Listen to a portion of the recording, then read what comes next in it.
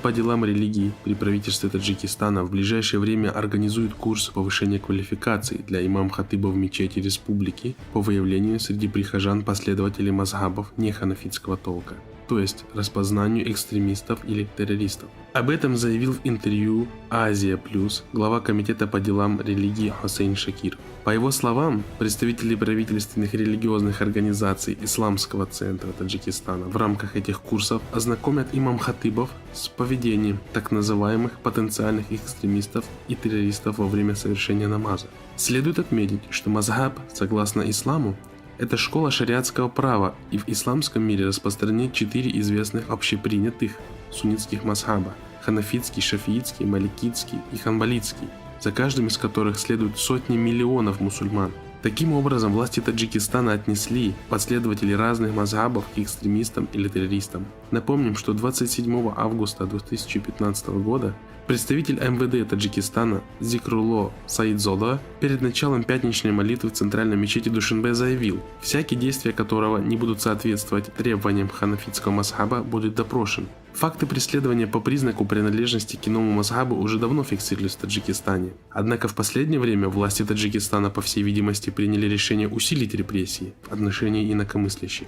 Наблюдатели отмечают, что в последние годы в стране участились случаи дискриминации в отношении носящих бороду мужчин и женщин, которые одевают хиджаб. Начавшие соблюдать свою религию мусульмане немедленно попадали в поле зрения правоохранительных органов, а их семьи оказывались под наблюдением силовиков.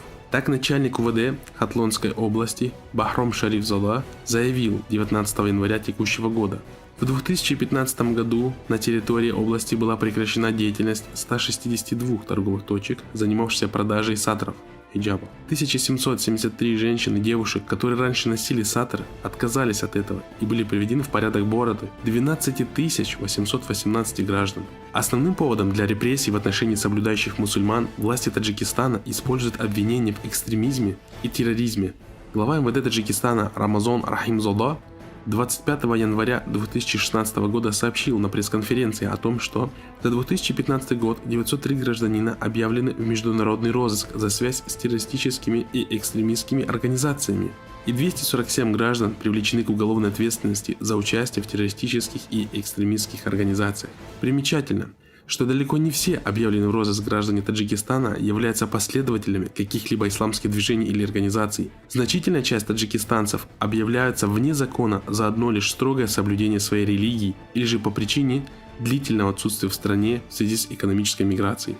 Также одной из причин для уголовного преследования в Таджикистане становится и отказ от лжесвидетельствования в отношении мусульман, чего часто требуют граждан силовики для фабрикации уголовных дел в отношении верующих.